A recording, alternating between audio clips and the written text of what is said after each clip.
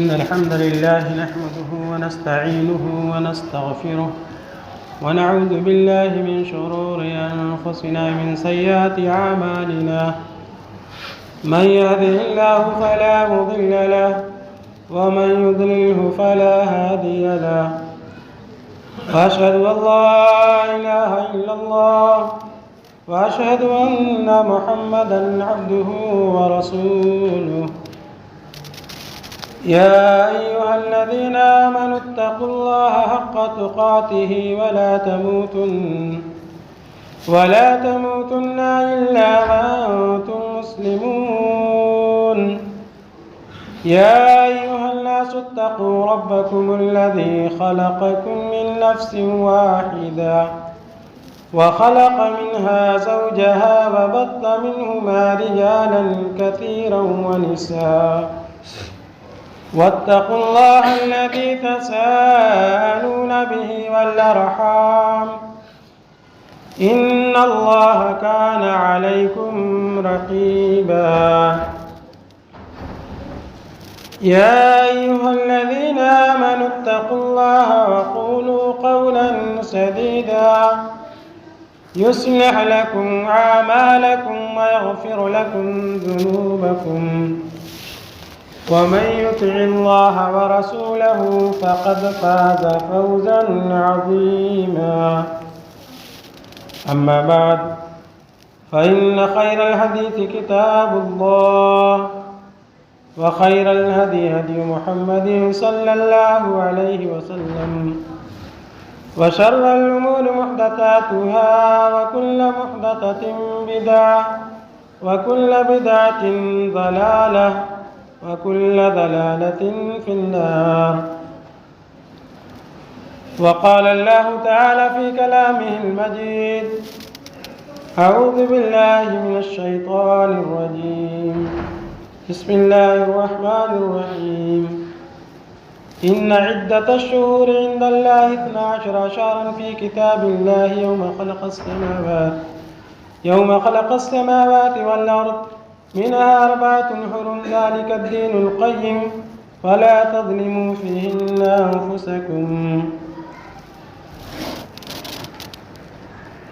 عن أبي هريرة رضي الله عنه قال قال رسول الله صلى الله عليه وسلم أفضل الصيام بعد رمضان شهر الله المحرم وأفضل الصلاة بعد الفريضة صلاة الليل رواه مسلم رب اشرح لي صدري ويسر لي أمري واحلل عقدة من لساني يفقهوا قولي ربي زدني علما تمام قسم کی تعریفات حمد بڑائی بزرگی صلی اللہ رب العالمین کے لیے لائق و سزاوار ہے جو تنہا تمام جہان کا مالک ہے مربی ہے بعد درود و سلام نازل ہو تمام انبیاء کرام پر خاص طور سے آخری نبی جناب محمد رسول اللہ صلی اللہ علیہ وسلم۔ محترم حاضرین جمعہ دینی ملی بھائیوں عزیز بچوں، محرم کا مہینہ شروع ہو چکا ہے اور محرم کے مہینے ہی سے اسلامی سال کی ابتدا ہوتی ہے، تو گویا کہ ہم نئے سال میں داخل ہو چکے ہیں، ہمارا نیا سال شروع ہو گیا ہے۔ لیکن افسوس کا مقام ہے کہ بہت سارے لوگوں کو اس کا علم ہی نہیں ہوتا ہے۔ آج ہم دوسروں کی تہذیب میں اس قدر رنگ چکے ہیں کہ ہم اپنی تہذیب اور اپنی تاریخ کو بھول چکے ہیں، جبکہ مسلمانوں کی ایک تاریخ ہے، مسلمانوں کا ایک سن ہے جس کو ہجری سن کہا جاتا ہے۔ ہمیں اس سے بھی واقف ہونا چاہیے اور جاننا چاہیے کہ کب ہمارا سن شروع ہو رہا ہے، کون سا مہینہ چل رہا ہے۔ یہ سب چیزیں یاد رکھنے کی قابل ہیں، لیکن افسوس ہوتا ہے کہ عیسوی سن جب شروع ہوتا ہے، دوسروں کا سن جب شروع ہوتا ہے تو بچہ واقف ہو جاتا ہے، لیکن جب ہمارا سن شروع ہوتا ہے تو بڑے بڑے لوگ بھی اس سے ناواقف ہوتے ہیں۔ تو ہمیں اپنی تہذیب سے بھی واقفیت حاصل کرنی چاہیے،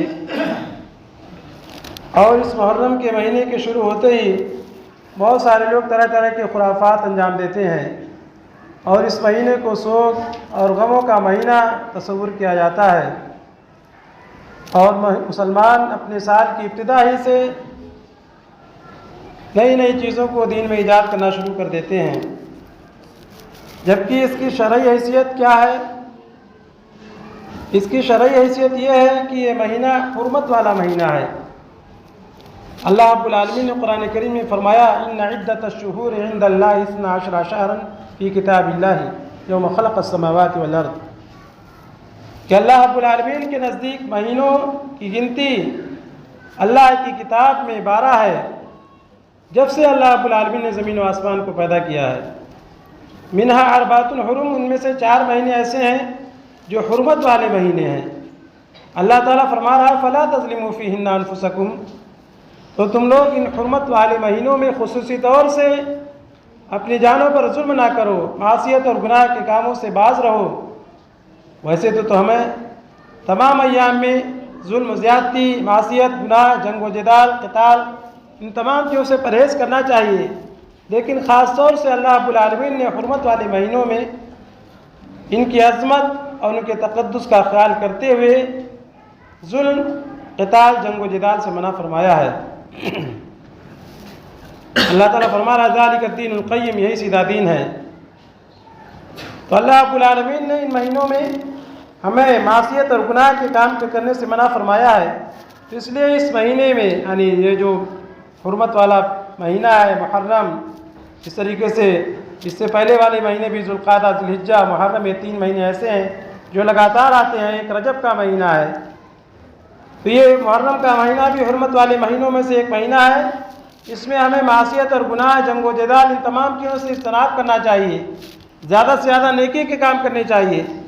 لیکن آج لوگ اس مہینے میں زیادہ خرافات کرتے ہیں، زیادہ بدعات انجام دیتے ہیں، الٹا کرتے ہیں، اور اس کے لحاظ اور اس کے ساتھ ساتھ اس کی شرعی حیثیت یہ بھی ہے کہ اس مہینے کے تقدس کا خیال کرتے ہوئے ہمیں روزہ بھی رکھنا چاہیے، اور خاص طور سے روزہ 10 محرم کا روزہ اور یہودیوں کی مخالفت کرتے ہوئے اس کے ساتھ ساتھ ایک دن کا اور روزہ 9 محرم کا روزہ رکھنا چاہیے، اس لیے کہ اللہ کے نبی صلی اللہ علیہ وسلم اس روزے کو رکھا کرتے تھے، اور حدیث جس کو میں نے آپ لوگوں کے سامنے خطبہ حاجہ کے بعد پڑھی ہے، اس میں اللہ رب العالمین نے اس عاشورہ کے روزے کی فضیلت کو بیان کیا۔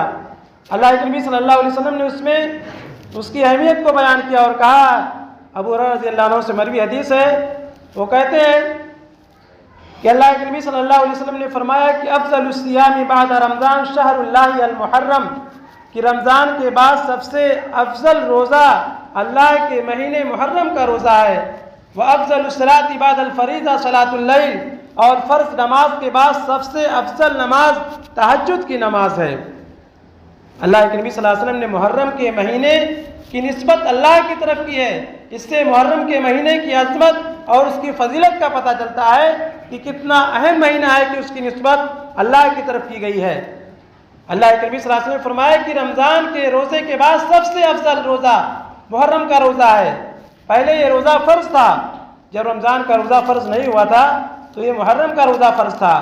محرم کے روزے کا اہتمام اللہ کے نبی صلی اللہ علیہ وسلم مکہ میں بھی کیا کرتے تھے، اور صحابہ کرام بھی اس دن روزہ رکھا کرتے تھے، بچے بھی روزہ رکھا کرتے تھے، یہاں تک کہ ربیع بن معوذ کہتے ہیں کہ ہم خود بھی روزہ رکھتے تھے اور بچوں کو بھی روزہ رکھوایا کرتے تھے۔ بچے جب بھوک کی وجہ سے کھانا طلب کرتے تھے تو ہم کھلونے دے کر کے ان کا دل بہلا دیا کرتے تھے تاکہ وہ افطار تک اس طریقے سے کھیلتے رہیں، یعنی اتنا زیادہ اہتمام کہ چھوٹے چھوٹے بچے بھی اس کا روزہ رکھا کرتے تھے۔ لیکن جب رمضان کا روزہ فرض ہوا تو اللہ کے نبی صلی اللہ علیہ وسلم نے فرمایا کہ جس کا دل چاہے روزہ رکھے، جس کا دل چاہے نہ رہے۔ اس کی فرضیت ثابت ہو گئی، فرض نہیں ہے لیکن اس کا بڑا ثواب ہے۔ اللہ کے نبی صلی اللہ علیہ وسلم نے ایک حدیث میں، صحیح مسلم کی حدیث ہے، اس میں اس کی فضیلت کو اس طریقے سے بیان کیا ہے کہ آپ صلی اللہ علیہ وسلم سے عاشورہ کے روزے کے بارے میں پوچھا گیا تو آپ صلی اللہ علیہ وسلم نے فرمایا یکفر السنۃ الماضیہ، کہ یہ گزشتہ 1 سال کے گناہوں کا کفارہ ہے۔ یعنی اگر کوئی شخص عاشورہ کے دن کا روزہ رکھتا ہے تو اللہ رب العالمین اس کے ذریعے اس کے 1 سال کے گناہوں کو معاف فرما دیتا ہے۔ کتنا فضیلت والا روزہ ہے۔ कितना बेहतरीन मौका अल्लाह रब्बुल आलमीन ने हमें अपने गुनाहों के बख्शवाने का दिया है, लेकिन अफसोस होता है कि हम उस मौके से कोई फ़ायदा नहीं उठाते हैं और इस दिन को खाने पीने में गुजार देते हैं। जबकि अल्लाह के नबी सल्लल्लाहु अलैहि वसल्लम की सुन्नत की इत्तबा करते हुए हमें इस दिन रोज़ा रखना चाहिए। अल्लाह के नबी सल्लल्लाहु अलैहि वसल्लम ने मक्का में भी रोज़ा रखा। आप सल्लल्लाहु अलैहि वसल्लम जब मदीना गए तो वहाँ देखा कि यहूदी लोग भी इस दिन रोज़ा रखते हैं। तो आप सल्लल्लाहु अलैहि वसल्लम ने पूछा कि तुम लोग इस दिन रोज़ा क्यों रखते हो? तो उन लोगों ने कहा कि इसी दिन अल्लाह रब्बुल आलमीन ने मूसा अलैहिस्सलाम और उनकी कौम बनी इसराइल को फिरौन जैसे जालिम और शरकश बादशाह से निजात दी थी। इसी दिन अल्लाह रब्बुल आलमीन ने फिरौन को समुद्र में गर्काब किया था। इसके शुक्राने के तौर पर और खुशी के तौर पर हम इस दिन रोज़ा रखते हैं। अल्लाह के नबी सल्लल्लाहु अलैहि वसल्लम ने फरमाया कि मूसा तो हम उनके ज़्यादा करीबी हैं, हम इस बात के ज़्यादा मुस्तहिक़ हैं कि हम भी रोज़ा रखें। अल्लाह के नबी सल्लल्लाहु अलैहि वसल्लम ने अपना भी रोज़ा रखा और सहाबा किराम को भी रोज़ा रखने का हुक्म दिया। और उसके साथ साथ अल्लाह के नबी सल्लल्लाहु अलैहि वसल्लम ने यह भी फरमाया कि तुम यहूदियों की मुखालफत करो, और उनकी मुखालफत करने के लिए अल्लाह के नबी सल्लल्लाहु अलैहि वसल्लम ने एक दिन पहले भी रोज़ा रखने का हुक्म दिया, यानी 9 और 10 का रोज़ा रखना चाहिए। इस रवायत में 11 का जिक्र आता है, वो रवायत सही नहीं है। इसके बेहतर अफसल यही है कि आप 9 मुहर्रम का रोज़ा रखें और 10 मुहर्रम का रोज़ा रखें, 2 दिन का रोज़ा रखें। 2 दिन का रोज़ा रखेंगे तो अल्लाह रब्बुल आलमीन उसके ज़रिए 1 साल के गुनाह को माफ़ फरमा देगा, इसलिए कि इसकी फजीलत इतनी ज़्यादा है। और इसकी फजीलत हुसैन रज़ियल्लाहु अन्हु की शहादत की वजह से नहीं है। बहुत सारे लोग भाई मुहर्रम के महीने को हुसैन रज़ियल्लाहु अन्हु की शहादत से जोड़ करके देखते हैं और सोचते हैं कि इसमें हुसैन रज़ियल्लाहु अन्हु शहीद किए गए थे, इसीलिए इस महीने की फजीलत है। हालांकि ये बहुत पहले से है। मूसा अलैहिस्सलाम और उनकी कौम को बनी फिरौन से निजात मिली थी बहुत पहले से। इसी दिन समुंदर में डुबोया गया था, यानी बनी इसराइल के ऊपर फिरौन बहुत ज़्यादा जुल्म किया करता था, सताता था। कुरान करीम में अल्लाह रब्बुल आलमीन ने मूसा अलैहिस्सलाम के वाक़यात को सबसे ज़्यादा बयान किया है। बनी इसराइल के वाक़े को अल्लाह रब्बुल आलमीन ने कई मकामात पर बयान किया है, और फिरौन के जुल्म को अल्लाह रब्बुल आलमीन ने बयान किया है कि कितना बड़ा जालिम था, कि खुदाई का दावेदार था, बनी इसराइल को गुलाम बना करके रखता था, उनके लड़कों को कत्ल करता था, लड़कियों को जिंदा रखता था, गुलामों जैसा सलूक किया करता था। आखिर अल्लाह रब्बुल आलमीन ने इस शरकश बादशाह से बनी इसराइल को निजात दी, और मूसा अलैहिस्सलाम जब जाने लगते हैं तो फिरौन भी ताक़ुब में निकलता है अपने लश्कर के साथ, ताकि मूसा अलैहिस्सलाम और उनकी कौम वालों को पकड़ ले, क्योंकि ये चले जाएंगे तो हमारी गुलामी कौन करेगा। लेकिन अल्लाह रब्बुल आलमीन मूसा अलैहिस्सलाम के लिए समुंदर में रास्ता निकाल देता है। मूसा अलैहिस्सलाम अपना आसा मारते हैं, समुंदर में रास्ता बन जाता है। अल्लाह रब्बुल आलमीन हुक्म देता है कि अपनी कौम को अपने साथियों को लेकर के इसी रास्ते से निकल जाओ। फिरौन जो अपने लश्कर समेत आ रहा था, सोचता है कि वो भी इसी रास्ते को अबूर करके मूसा अलैहिस्सलाम को पकड़ ले, लेकिन जब वो अपने लश्कर के साथ बीच समुंदर में पहुंचता है तो अल्लाह रब्बुल आलमीन दोनों समुंदर के पानी को मिला देता है, रास्ता बंद हो जाता है और फिरौन अपने लश्कर समेत डूब जाता है। तो ये वाक़या जो पेश आया था, ये इसी 10 मुहर्रम के दिन पे पेश आया था। तो इसकी फजीलत बहुत पहले से है। हुसैन रज़ियल्लाहु अन्हु की शहादत से इसका कोई ताल्लुक नहीं है। ये तो इत्तेफाक ऐसा है कि हुसैन रज़ियल्लाहु अन्हु की शहादत उसी दिन ऐसे हो गई, वरना हुसैन रज़ियल्लाहु अन्हु की शहादत का दिन से क्या ताल्लुक है। इसलिए कि दिन नबी सल्लल्लाहु अलैहि वसल्लम के दौर में मुकम्मल हो गया। अल्लाह रब्बुल आलमीन ने आयत नाजिल करके अल-यौमा अकमलतु लकुम दीनकुम व अतममतु अलैकुम निअमती व रदीतु लकुमुल इस्लाम दीना। हज्जतुल विदा के मौका पर अल्लाह रब्बुल आलमीन ने इस आयत को नाजिल करके दीन को मुकम्मल कर दिया। दीन नबी सल्लल्लाहु अलैहि वसल्लम की ज़िंदगी ही में मुकम्मल हो गया। हुसैन रज़ियल्लाहु अन्हु की शहादत का वाक़या नबी सल्लल्लाहु अलैहि वसल्लम की वफ़ात के 50 साल के बाद पेश आया।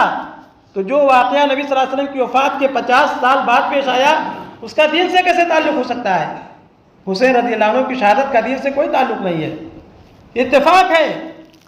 और यकीनन हुसैन रज़ियल्लाहु अन्हु की शहादत तमाम मुसलमानों के लिए गमनाक बात है, अलमनाक वाक़या है ये। लेकिन इसका मतलब ये नहीं है कि हुसैन रज़ियल्लाहु अन्हु की शहादत पर हम नौहा मातम करें, गिरियाज़ारी करें, और इतने साल के बाद भी हम उस वाक़े को याद को ताज़ा करें और नौहा मातम अपने ग़रीबान को चाक करें। इसलिए कि इस्लाम में तो बहुत बड़ी बड़ी शहादतें हुई हैं। इस्लाम की पूरी तारीख शहादतों से भरी पड़ी है। آپ نظر ڈالیے کیسی کیسی شہادتیں ہوئی ہیں. نبیوں تک کو لوگوں نے قتل کر دیا. یحییٰ علیہ السلام، زکریا علیہ السلام کو لوگوں نے قتل کر دیا تھا. تو نبی لوگ بھی قتل کر دیے گئے. اس طریقے سے نبی صلی اللہ علیہ وسلم کی امت میں بہت سارے لوگ شہید کر دیے گئے. خود خلفائے راشدین کو دیکھیں. خلفائے راشدین میں سے عمر رضی اللہ عنہ، عثمان رضی اللہ عنہ، علی رضی اللہ عنہ شہید کیے گئے. عمر رضی اللہ عنہ جب وہ نماز پڑھانے کے لیے آگے بڑھتے ہیں تو ابو لولو اپنے لباس میں خنجر کو چھپائے ہوئے مسلمانوں کی صف میں شامل ہو جاتا ہے. جیسے اللہ اکبر کہتے ہیں ویسے خنجر سے حملہ کر دیتا ہے. عمر رضی اللہ عنہ اسی زخم سے شہید ہو جاتے ہیں. اس طریقے سے عثمان رضی اللہ عنہ کو کیسی دردناک انداز میں لوگوں نے شہید کیا، بلوائیوں نے، فسادیوں نے. عثمان رضی اللہ عنہ کے گھر کو گھیر لیا، ان کے کھانا اور پینا کو بند کر دیا. 40 دن تک اس طریقے سے گھر کا محاصرہ جاری رکھا. آخری وقت میں تو حالات یہاں تک پہنچ چکے تھے کہ ان کے پاس روزہ رکھنے کے لیے کچھ نہیں تھا، افطار کرنے کے لیے نمک اور پانی تک میسر نہیں تھا. عثمان رضی اللہ عنہ جنہوں نے مسجد نبوی کے لیے جگہ خرید کر کے وقف کی تھی، اسی مسجد میں نماز پڑھنے سے عثمان رضی اللہ عنہ کو روک دیا گیا تھا. کیسی دردناک شہادت تھی. اگر اسلام میں نوحہ و ماتم کی گنجائش ہوتی تو یقیناً عثمان رضی اللہ عنہ کی شہادت پر نوحہ و ماتم کیا جاتا. لیکن صحابہ کرام نے عثمان رضی اللہ عنہ کی شہادت کے بعد کوئی ایسی مجلس منعقد نہیں کی. اس طریقے سے علی رضی اللہ عنہ جو حسین رضی اللہ عنہ کے والد محترم ہیں، باپ بیٹے سے بڑا ہوتا ہے اور تمام لوگوں کا اس بات پر اتفاق ہے کہ حسین رضی اللہ عنہ سے افضل علی رضی اللہ عنہ تھے. علی رضی اللہ عنہ بھی شہید کیے جاتے ہیں. عبد الرحمن ابن ملجم جیسے علی رضی اللہ عنہ نماز پڑھانے کے لیے آتے ہیں، مسجد میں داخل ہوتے ہیں، تلوار زہر میں چبھے ہوئے حاضر کیے رہتا ہے، اسی تلوار سے حملہ کر دیتا ہے اور سر پہ زخم پڑتا ہے. اتنا تیز، اتنا گہرا زخم تھا کہ علی رضی اللہ عنہ اسی سے شہید ہو جاتے ہیں. تو اگر اسلام میں نوحہ و ماتم کی گنجائش ہوتی تو علی رضی اللہ عنہ کی شہادت پر نوحہ و ماتم کیا جاتا. لیکن کہیں بھی صحابہ کرام نے علی رضی اللہ عنہ کی شہادت کے بعد کوئی نوحہ اور ماتم کی مجلس منعقد نہیں کی. اور بھی بہت سارے صحابہ کرام ہیں. سید الشہداء حمزہ رضی اللہ عنہ، حمزہ رضی اللہ عنہ جو نبی صلی اللہ علیہ وسلم کے چچا ہیں، اور ان کو اللہ کے نبی صلی اللہ علیہ وسلم نے سید الشہداء کا خطاب دیا، یعنی شہداء کے سردار. اگر اسلام میں نوحہ و ماتم کی گنجائش ہوتی تو سید الشہداء کی شہادت پر نوحہ و ماتم کیا جاتا. لیکن اللہ کے نبی صلی اللہ علیہ وسلم نے جب یہ غزوہ احد میں شہید کر دیے گئے تو ان کی شہادت کے بعد کوئی ایسی مجلس منعقد نہیں کی. اور بھی ایسے بہت سارے واقعات ہیں، کتنے واقعات کو گنایا جائے. اسی غزوہ احد میں دیکھیے 70 صحابہ کرام شہید ہو جاتے ہیں. غزوہ بدر میں 14 صحابہ کرام شہید ہو جاتے ہیں. لیکن اللہ کے نبی صلی اللہ علیہ وسلم ان کی شہادت کے بعد کیا نوحہ و ماتم کی کوئی مجلس منعقد کرتے ہیں؟ یقیناً نہیں. بہت سارے ایسے واقعات ہیں، کہاں تک گنایا جائے. اسلام کی پوری تاریخ شہادتوں سے بھری پڑی ہے. آپ کس کی شہادت پر نوحہ و ماتم کریں گے؟ کس کی شہادت پر اپنے گریبان کو چاک کریں گے؟ صحیح بات تو یہ ہے کہ اسلام میں سرے سے اس کی کوئی گنجائش ہی نہیں ہے. اللہ کے نبی صلی اللہ علیہ وسلم نے واضح لفظوں میں اعلان کر دیا. صحیح بخاری صحیح مسلم کی حدیث ہے. اللہ کے نبی صلی اللہ علیہ وسلم نے فرمایا لیس منا من ضرب الخدود وشق الجیوب ودعا بدعوى الجاہلیہ، کہ وہ شخص ہم میں سے ہے ہی نہیں جس نے اپنے رخسار پر تھپڑ مارے، جس نے اپنے گریبان کو چاک کیا، جس نے جاہلیت کے بول بولے، جس نے نوحہ و ماتم کیا. اللہ کے نبی صلی اللہ علیہ وسلم نے فرمایا کہ وہ مسلمان نہیں ہے، وہ اسلامی طریقے پر نہیں ہے. نوحہ و ماتم کرنا جہالت ہے، جاہلوں والا عمل ہے، جہالت کے سب کام ہیں، ایک مسلمان کے کام نہیں ہوا کرتے ہیں.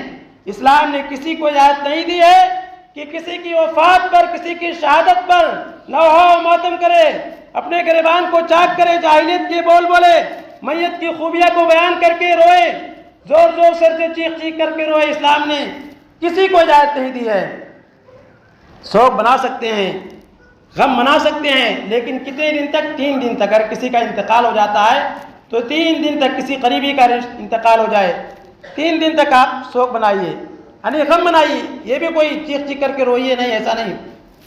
عورت کے لیے اس بات کی جاتی ہے کہ اگر اس کے شوہر کا انتقال ہو جاتا ہے تو وہ 4 مہینے 10 دن تک غم منا سکتی ہے. 4 مہینے 10 دن تک وہ عدت میں رہے گی، وہ سوگ بنائے گی. اس کے علاوہ کسی شخص کے لیے جائز نہیں ہے۔ آج دیکھیے حسین رضی اللہ عنہ کی شہادت کا واقعہ رونما ہوئے کتنے سال ہو گئے ہیں، لیکن ابھی بھی لوگ نوحہ ماتم کرتے ہیں، ابھی بھی محرم کا مہینہ جیسے شروع ہوتا ہے ایسی مجلسیں منعقد کرتے ہیں، چیخ چیخ کر کے یا حسین یا علی المدد یا حسن اس طریقے کے نعرے لگائے جاتے ہیں، جبکہ یہ تمام چیزیں شرکیہ افعال ہے۔ ایک مسلمان کا کام یہ نہیں ہو سکتا ہے، ایک مسلمان ان تمام چیزوں سے اجتناب کرتا ہے، اسلامی کام ہو ہی نہیں سکتے ہیں۔ اسی طریقے سے اسی محرم کے مہینے میں آپ دیکھتے ہیں کہ لوگ طرح طرح کے خرافات انجام دیتے ہیں۔ اس دن تو اللہ کے نبی صلی اللہ علیہ وسلم نے روزہ رکھنے کا حکم دیا ہے، لیکن اس دن کو لوگ کھانے پینے کا دن باور کراتے ہیں۔ اس دن رات ہی سے ڈیگے تیار کی جاتی ہیں، کھچڑے تیار کیے جاتے ہیں، طرح طرح کے شربت تیار کیے جاتے ہیں اور لوگوں میں تقسیم کیے جاتے ہیں۔ اللہ کے نبی صلی اللہ علیہ وسلم کی سنت کا مذاق اڑایا جاتا ہے، اللہ کے نبی صلی اللہ علیہ وسلم کی سنت کی مخالفت کی جاتی ہے۔ نبی صلی اللہ علیہ وسلم تو یہ حکم دیتے ہیں کہ اس دن تم روزہ رکھو، لیکن لوگ اس دن لوگوں کا روزہ توڑواتے ہیں، لوگوں کے درمیان شربتیں اس طریقے سے کھچڑے تقسیم کیے جاتے ہیں۔ یہ کہاں کا اسلام ہے؟ ذرا غور کیجئے، سوچئے۔ آج افسوس ہوتا ہے کہ شیعہ کے ساتھ ساتھ اہل سنت میں بھی اسی ڈگر پہ چلنے لگے ہیں، وہ بھی ان تمام کاموں کو انجام دیتے ہیں۔ ہمیں سوچنا چاہیے کیا یہ اسلام ہو سکتا ہے؟ یہ تو صریح اسلام کی مخالفت کی جاتی ہے۔ ہمیں غور کرنا چاہیے، تعصب کی چادر کو اتار کر کے ٹھنڈے دماغ سے سوچنا چاہیے کہ صحیح اسلام کیا ہے۔ صحیح اسلام یہی ہے کہ آپ روزہ رکھیں، اس دن روزہ رکھنا چاہیے، نبی صلی اللہ علیہ وسلم کی سنت کی اتباع کرنا چاہیے۔ اس طریقے سے اسی موقع پر لے کے لوگ جلوس نکالتے ہیں، اپنے گھروں کو بھی سجاتے ہیں، اور بہت سارے لوگوں کا تو ایسا عقیدہ ہوتا ہے کہ یہ بھی کوئی تہوار ہے۔ بہت سارے لوگ عید بقرعید کو اتنا اہمیت نہیں دیتے ہیں، کہتے ہیں محرم، یعنی محرم کے لیے اپنے تمام، اور سوچتے ہیں کہ یہ بھی کوئی تہوار ہے، جبکہ یہ کوئی تہوار نہیں ہے۔ مسلمانوں کے صرف دو ہی تہوار ہیں، لیکن اس کو بھی گویا بہت سارے لوگ اس کو بھی تہوار تصور کرتے ہیں، اور محرم کا مہینہ شروع ہوتے ہی ایسی ایسی مجلسیں منعقد کی جاتی ہیں جس میں صحابہ کرام کو گالیاں دی جاتی ہیں، کھلے عام صحابہ کرام کو گالیاں دی جاتی ہیں۔ بہت سارے لوگ جیسے معاویہ رضی اللہ عنہ، اس طریقے سے اور بھی دیگر صحابہ کرام، عثمان رضی اللہ عنہ، اور کتنے لوگ ایسے ابو بکر رضی اللہ عنہ کی شان میں بھی گستاخیاں کرتے ہیں، جبکہ یہ صحابہ کرام کی معزز ہستیاں ہیں جو ہمارے لیے دین کے پہنچنے کا وسیلہ بنی ہیں، انہی کے ذریعے ہم تک دین اسلام پہنچا ہے۔ اگر ہم ان کے اوپر تان و تشریح کرنے لگیں گے، تنقید کرنے لگیں گے، تو ایسی صورت میں ہمارا پورا اسلام مجروح ہو جائے گا، اس لیے کہ اسلام انہی کے ذریعے پہنچا ہے۔ لیکن دشمن یہ چاہتے ہیں کہ اسلام کو ہی بدنام کیا جائے، اسلام ہی کو مشکوک قرار دے دیا جائے، اسی لیے لوگ ایسی باتیں کہتے ہیں، جبکہ یہ صحابہ کرام ایسے ہیں کہ ان کی تعریف اللہ رب العالمین نے قرآن کریم میں فرمائی ہے، احادیث میں اللہ کے نبی صلی اللہ علیہ وسلم نے ان کی تعریف فرمائی ہے، نبی صلی اللہ علیہ وسلم نے ان کی شان میں گستاخیاں کرنے، ان کو گالی دینے سے منع فرمایا ہے، ان کے ایمان کو ایک معیار متعین کیا ہے۔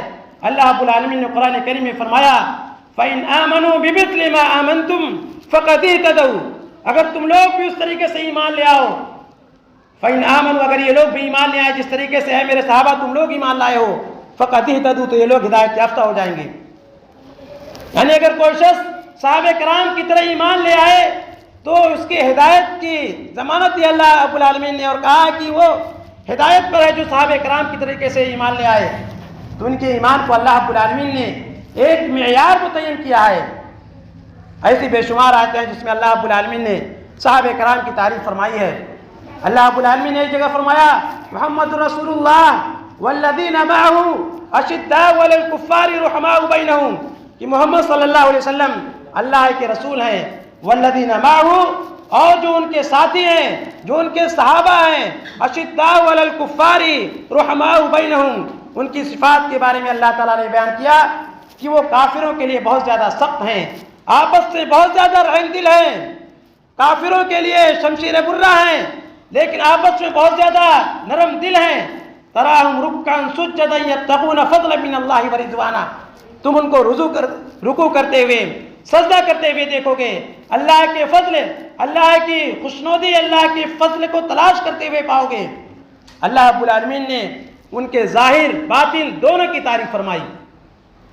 اللہ رب العالمین ان کے دلوں کی طرف مطلع ہو گیا، اور ان کے دلوں کے بارے میں بھی اللہ رب العالمین نے فرما دیا کہ ان کا مقصد ریاکاری نہیں ہے، ان کا مقصد دنیا طلبی نہیں ہے، بلکہ وہ اللہ کے فضل کو تلاش کرنے کے لیے اللہ کی خوشنودی کے لیے رکوع سجود کرتے ہیں. جس طریقے سے تم ان کے ظاہریت میں دیکھتے ہو اسی طریقے سے ان کا باطن بھی صاف ہے. اللہ رب العالمین نے فرمایا تراہم رکعا سجدا یبتغون فضلا من اللہ ورضوانا سیماہم فی وجوہہم من اثر السجود. ان کی پیشانیوں پر سجدے کے نشانات آیا ہوں گے، یعنی وہ سجدہ کرتے ہیں جس کی وجہ سے ان کی پیشانی پر نشان پڑ جاتا ہے. آدمی نمازی ہوتا ہے، خاص طور سے تہجد گزار ہوتا ہے، تو اس کے چہرے پر ایک رونق ہوتی ہے، اس کے چہرے پر سجدے کے نشان نمایاں ہو جاتے ہیں. تو صحابہ کرام کی صفات اللہ رب العالمین نے بیان کی ہے کہ سجدے کے نشانات ان کے چہروں پر، ان کی پیشانیاں پر ظاہر ہیں. سیماہم فی وجوہہم من اثر السجود ذالک مثلہم فی التوراۃ ومثلہم فی الانجیل. ان کی مثال توریت میں بھی ہے، انجیل میں بھی ہے. یعنی اللہ رب العالمین نے صرف قرآن میں ان کی تعریف نہیں فرمائی ہے بلکہ گزشتہ آسمانی کتابوں میں، توریت میں، انجیل میں بھی اللہ رب العالمین نے ان کی تعریف فرمائی ہے.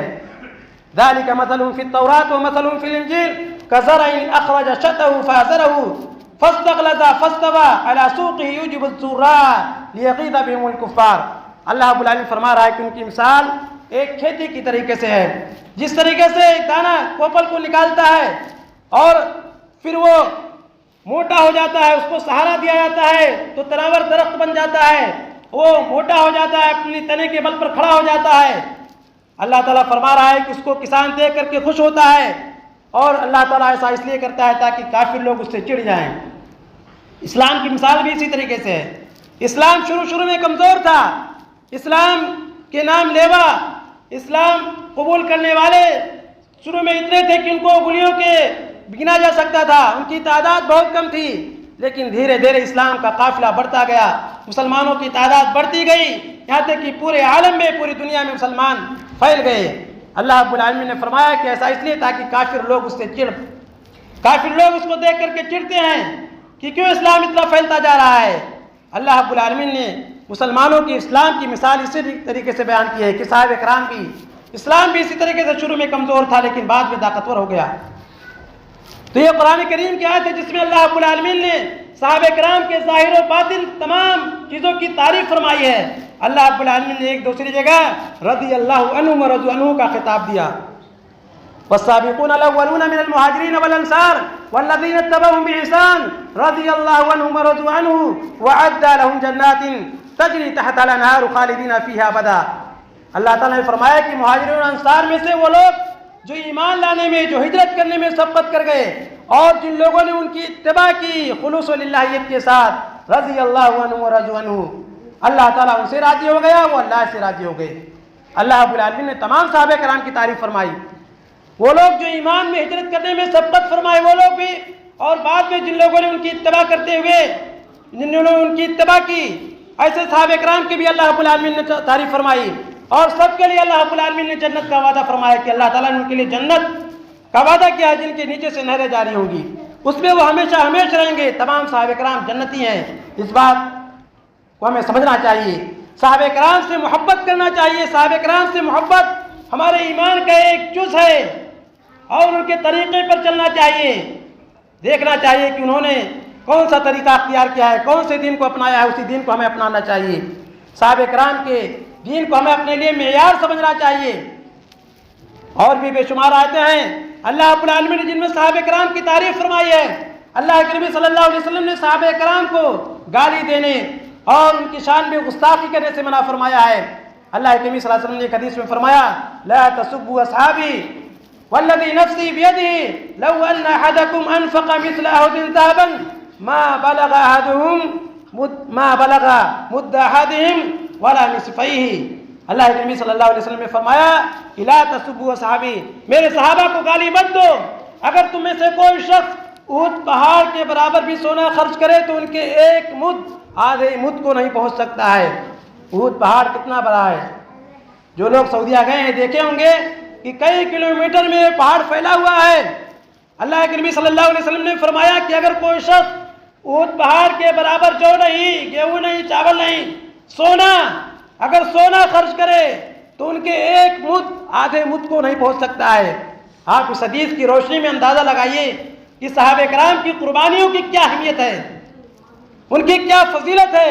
ہم ان کے مقام کو کیسے پہنچ سکتے ہیں؟ ہم کون سی زبان سے ان کی شان میں گستاخیاں کرتے ہیں؟ کیا ہمارے لیے لائق و مناسب ہے؟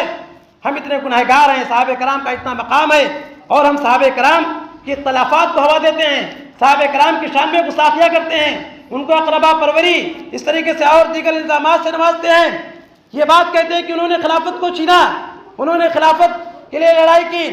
ہمیں سوچنا چاہیے صحابہ کرام کے سلسلے میں اپنی زبان کو کھولنے سے پہلے غور کرنا چاہیے کہ ان کا مقام و مرتبہ کیا ہے۔ اللہ کے نبی صلی اللہ علیہ وسلم نے فرمایا کہ من سب صحابی فعلیہ لعنت اللہ والملائکۃ والناس اجمعین، یہ جس نے میرے صحابہ کو گالی دی اس کے اوپر اللہ کی لعنت ہے، اس کے اوپر فرشتوں کی لعنت ہے، اس کے اوپر تمام لوگوں کی لعنت ہے۔ جو شخص صحابہ کرام کو گالی دیتا ہے اس کے لیے اتنی وعید ہے کہ تمام لوگوں کی، اللہ کی لعنت، فرشتوں کی لعنت، تمام لوگوں کی لعنت ہے اس کے اوپر۔ اسی لیے ہمیں صحابہ کرام کے مقام و مرتبے کو پہچاننا چاہیے، صحابہ کرام کا مقام و مرتبہ کیا ہے، ان کی عظمت کو پہچاننا چاہیے، ان کی شان پہ گستاخی نہیں کرنی چاہیے۔ لیکن افسوس ہوتا ہے کہ محرم کے مہینہ کی شروعات ہی سے لوگ صحابہ کرام کو گالیاں دینا شروع کر دیتے ہیں، صحابہ کرام کی شان میں گستاخیاں کرنا شروع کر دیتے ہیں، ایسی مجلسیں منعقد کرتے ہیں جس میں صحابہ کرام کے اوپر لعنت بھیج جاتی ہے، نعوذ باللہ ایسے افعال انجام دیتے ہیں، اور لوگ سوچتے ہیں کہ یہ مسلمان ہیں۔ آج بہت سارے لوگ ہیں جو اسی کی تعریف کرتے ہیں، انہیں سے زیادہ ان کی قربت ہے، بہت سارے لوگ ہیں، اور صحابہ کرام کو کہتے ہیں کہ یہ بھی کئی معصومین الخطا تھے۔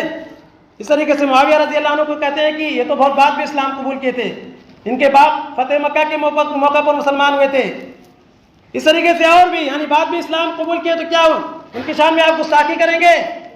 اگر کوئی بھی شخص ایک لمحے کے لیے بھی نبی صلی اللہ علیہ وسلم کی صحبت اختیار کرتا ہے تو اس کی بھی فضیلت ہے، اور اس کے لیے بھی یہ تمام اس طرح بشارتیں ہیں۔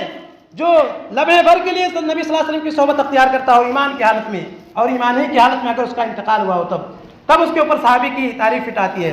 تو کہنے کا مقصد یہ ہے کہ یہ محرم کا مہینہ شروع ہے، اس میں ہمیں زیادہ سے زیادہ اچھے افعال انجام دینے چاہیے، اور نبی صلی اللہ علیہ وسلم کی سنت کی اتباع کرتے ہوئے ہمیں عاشورہ کے دن کا روزے کا اہتمام کرنا چاہیے، بدعت و خرافات سے اجتناب کرنا چاہیے، خود بھی بچنا چاہیے، اور ایسے لوگ جو نادانی میں ایسے افعال انجام دے رہے ہیں ایسے لوگوں کو بھی سمجھانا چاہیے، صحیح دین صحیح اسلام ان تک پہنچنا چاہیے تاکہ حجت تمام ہو، تاکہ کہنے والا یہ کہہ نہ سکے کہ مجھ تک یہ بات پہنچی نہیں تھی۔ تو اس لیے ہم اپنے دوستوں کو بھی، اپنے تعلقات جس سے استوار ہیں ان تک بھی صحیح دین کو پہنچائیں اور بتلائیں کہ صحیح دین کیا ہے، تاکہ لوگ اس پر عمل کریں اور خرافات رسوم و رواج سے اجتناب کریں۔ اللہ رب العالمین سے دعا ہے کہ اللہ تعالیٰ ہمیں اس محرم میں زیادہ سے زیادہ نیک اعمال کرنے کی، اس طریقے سے عاشورہ کا روزہ رکھنے کی توفیق عطا فرما، بدعت و خرافات سے اللہ رب العالمین تمام مسلمانوں کو بچائے، اللہ رب العالمین تو تمام مسلمانوں کو دین کی صحیح سمجھ عطا فرما، تمام مسلمانوں کو سچا اور پکا موحد بنا، شرک و بدعت سے بچا۔ اللہ رب العالمین ہمیں جب تک زندہ رکھ ایمان پر زندہ رکھ، ہمارا خاتمہ کر ایمان کا کرا، آمین۔